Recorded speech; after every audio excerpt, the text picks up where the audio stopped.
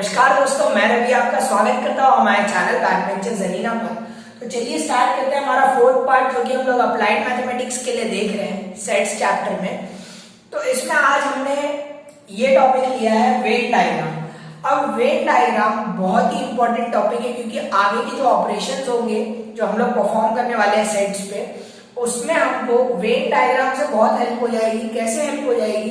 क्योंकि Venn diagram से क्या होगा, हमें जो भी ऑपरेशन परफॉर्म कर रहे हैं वो देखकर समझ में आएगी। क्या करके? देखकर समझ में आएगी, तो उससे ज्यादा समझ में आएगा। क्लियर है फ्रेंड्स?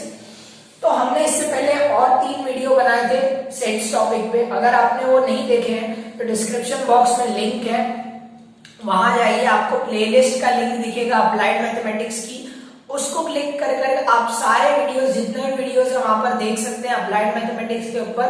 फिर ये टॉपिक स्टार्ट कर सकते हैं, क्योंकि बीच में स्टार्ट करने से आपको कुछ भी समझ में नहीं आएगा। तो चलिए टाइम वेस्ट किए बिना स्टार्ट करते हैं। So friends, starting with Venn diagram. अब वेन डायग्राम बेसिकली होता क्या है? डायग्राम है, चलो पता ही चल गया डायग्राम, ठीक है। डायग्राम तो पता चल गया कि कुछ बनाना है, क्लियर है। पर ये अब वेन क्यों बोला गया? अब आप सोच रहे होंगे वेन वेन तो नसे, वेन का मतलब नसे, ऐसा नहीं है। इसका नाम इसलिए वेन पड़ा क्योंकि जॉन वेन, कौन? जॉन वेन नाम का एक पुरुष था, जॉन वेन। इसने, ये कौन था? ये इंग्लिश लॉजिशियन था। क्या था? लॉजिशियन। क्लियर है? ये इंग्लिश लॉजिशियन था जॉन वेन, जिसने ये टॉपिक दिया वेन डायग्राम। क्या करने के लिए? सेट्स को डायग्राम में रिप्रेजेंट करने के लिए। मतलब सेट्स के बीच का रिलेशन, जैसे हम लोग कहते हैं कि एक सेट दूसरे का सबसेट है, तो वो इससे ज्यादा आसानी से समझ में आएगा जॉन वेन के डायग्राम से। क्लियर है? तो चलिए वेन डायग्राम स्टार्ट करते हैं। वेन डायग्राम बनाने के कुछ रूल्स होते हैं। क्या रूल्स होते हैं? चलिए देखते हैं। सबसे पहला एक रूल है। क्या रूल है? कि यूनिवर्सल सेट जो होता है, कौन सा फ्रेंड्स? जो यूनिवर्सल सेट होता है, पिछले वीडियो में पढ़ा था यूनिवर्सल सेट क्या है। नहीं देखा है तो डिस्क्रिप्शन बॉक्स में लिंक है, जाइए देखिए। तो universal set is always represented by a rectangle. क्या कहा मैंने? Universal set is always represented by rectangle. Clear है? रेक्टेंगल से रिप्रेजेंट होगा। क्लियर है? ये इसका रूल है, ये नेसेसरी है, ये कंडीशन है। क्लियर है? दूसरी कंडीशन, अदर ऑल सबसेट्स, क्या बोला मैंने? Other all subsets are represented by, क्या करते हैं? Represented by circle. किससे? सर्कल। जैसे कि मैंने एक यूनिवर्सल सेट यू माना था, उसके सबसेट कौन कौन से हो सकते हैं? A B C D. Clear है? तो वो सारे सबसेट कैसे बनाएंगे? Circle in rectangle. किसके अंदर? रेक्टेंगल के अंदर। जो यूनिवर्सल सेट का रेक्टेंगल बनाऊंगा उसी के अंदर सर्कल बनाऊंगा छोटे छोटे, तो वो सबसेट बताएंगे मुझे ए बी सी डी, जो कि यूनिवर्सल सेट के होंगे। क्लियर है? थर्ड एक पॉइंट बताता हूं, थर्ड रूल, फिर खत्म है। 3 ही रूल, ज्यादा रूल नहीं सुनने का। तो थर्ड रूल कौन सा है? थर्ड रूल ये है कि एवरी एलिमेंट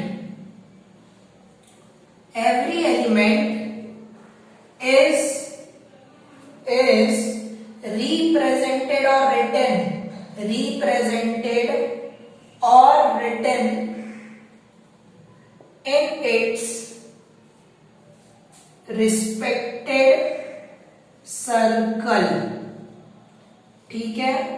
जो जिस सर्कल में आना चाहिए, जैसे ए एक सेट है, उसके अंदर अगर 1,2 कंटेन करता है, तो जो 1,2 होगा वो उसी के सर्कल में लिखा जाएगा। 1,2 समझ में आया? ये होगा एक 3 शर्तें। ये 3 शर्तें आप स्क्रीनशॉट ले लीजिए या लिख लीजिए अगर आप लिख रहे होंगे कहीं पे। अब हम लोग इसके बाद क्या देखेंगे? वेन डायग्राम देखेंगे। तो ये 3 शर्तें याद रखिएगा। क्लियर है? तो 3 शर्तें कौन सी थी? याद है आपको? यहां पे लिख लेता हूं। यूनिवर्सल सेट रेक्टेंगल से बनेगा, बाकी दूसरे सबसेट्स जैसे ए बी सी जो भी होते हैं सबसेट्स वो किससे लिखे जाएंगे, सर्कल से। क्लियर है? और every element will be represented in its respected circle. समझ में आया? क्लियर है? यही हमारे 3 लॉ थे। तो चलिए स्टार्ट करते हैं, एक एग्जांपल देखते हैं जिससे हमें समझ में आएगा कि यूनिवर्सल वेन डायग्राम कैसे बनाना है। सबसे पहले एग्जांपल ले रहा हूं, एक यूनिवर्सल सेट देता हूं आपको विद एलिमेंट्स 1 2 3 4। पहले ज्यादा नहीं, थोड़ा थोड़ा समझते हैं, बड़ा यूनिवर्सल सेट नहीं बनाएंगे। क्लियर है? नेक्स्ट उसमें एक सेट सबसेट है, सबसेट क्या है 1 2 के साथ। क्लियर है? बी भी एक सबसेट है, 2 ले रहे हैं, बी सबसेट किसके साथ है 3 4 के साथ। पहले आप अभी ऐसा समझिए, फिर जो 2 एलिमेंट सेम होते हैं वो वाला अभी बाद में बताऊंगा। क्लियर है? समझ में आया ये आपको? क्या U एक यूनिवर्सल सेट है विद एलिमेंट्स 1 2 3 4 और A एक सेट है जिसमें एलिमेंट्स क्या है 1 2, B एक सेट है जिसमें एलिमेंट्स क्या है 3 4। इसको आपको रिप्रेजेंट करना है कैसे, वेन डायग्राम से। क्लियर है? स्टार्ट करें, चलिए स्टार्ट करते हैं। तो सबसे पहले क्या करेंगे, आपको ऐसे बनाने के बाद यहाँ पर ये वेन डायग्राम सीधा स्टार्ट कर देना है। तो सीधा स्टार्ट करते हैं, क्या करेंगे, पहले रेक्टेंगल, पहला रूल क्या था, यूनियन किससे रिप्रेजेंट होगा, रेक्टेंगल से। क्लियर है? यूनियन रेक्टेंगल से रिप्रेजेंट हो रहा है।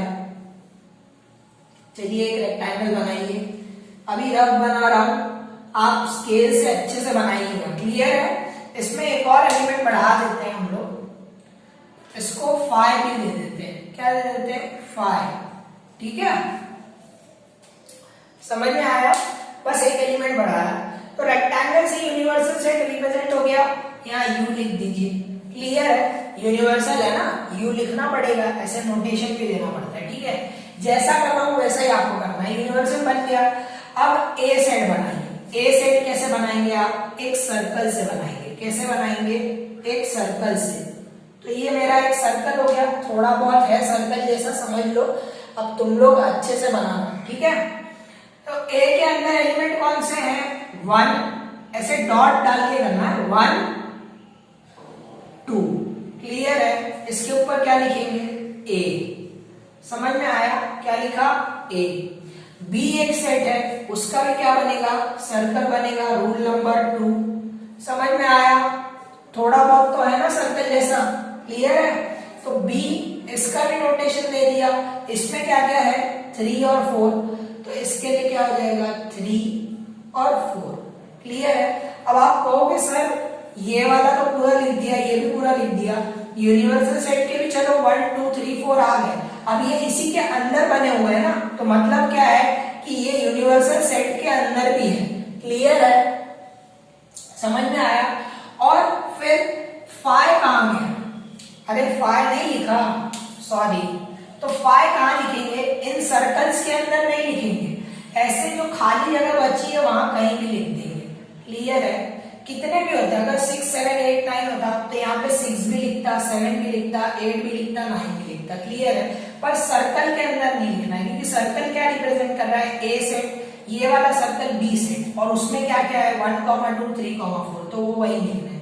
क्लियर है फ्रेंड्स? समझ में आया आपको यूनिवर्सल सेट और ये सब वेन डायग्राम से कैसे बनाएंगे?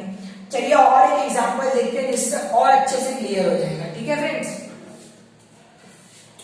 तो चलिए और एक एग्जांपल देखते हैं। तो एग्जांपल में मैं क्या ले रहा हूं, मेरे पास यूनिवर्सल सेट मान रहा हूं मैं, क्या बोले, चलिए 1 2 3 4 5। क्लियर है? फिर से वही लिया, अरे चलता है सर, कोई दिक्कत नहीं है, A बदल देते हैं 1 3 5। क्लियर है? नेक्स्ट B भी लिया, इसमें भी 1 2 4 लिया। क्लियर है? अब आपको दिख रहा है 2 एलिमेंट्स ओवरलैप हो रहे हैं, 1 और 1 दोनों में है। आप कहेंगे सर ये कैसे बनाएंगे, अब पहले तो अगर कोई किसी में नहीं था तो अलग अलग बना दिया था, अब कैसे बनाएंगे? कोई डरने की जरूरत नहीं है, चलिए बताता हूं कैसे बनाएंगे। तो स्टार्ट करते हैं। तो सबसे पहला रूल क्या है, यूनिवर्सल सेट किससे बनाएंगे, रेक्टेंगल से। यूनिवर्सल सेट बनाओ भाई रेक्टेंगल से।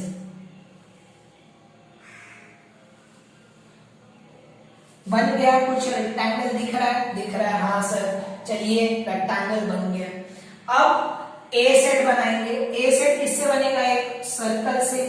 ये सर्कल बना लिया, ये क्या रिप्रेजेंट कर रहा है? मेरा ए कर रहा है। जो करना है रेक्टेंगल के अंदर ही करना है, क्लियर है? उसके बाहर कुछ नहीं करना है, ठीक है? तो ए सेट क्या है? इसके अंदर क्या है? 1 2 3 है। तो मैं देखिएगा क्या लिखता हूँ, 3 और 5 लिख रहा हूँ, 1 अभी नहीं लिखूंगा, 1 अभी नहीं लिखूंगा, क्लियर है? तो 1 दिख रहा है, दोनों में है, तो मतलब क्या होगा कि ये सर्कल कहीं ना कहीं कट कर रहे हैं एक दूसरे को। अरे कोई चीज दोनों में आ रही है तो मतलब क्या हो रही है कि जैसे अगर मैं यहां लिख दूं 1, तो 1 दोनों में समझ में आएगा, क्लियर है?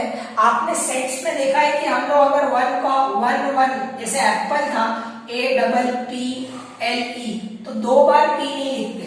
तो ऐसे वेन डायग्राम में भी 2 बार 1 नहीं लिखना है, हमको एक ही बार लिखना है। तो दिखाएंगे कैसे?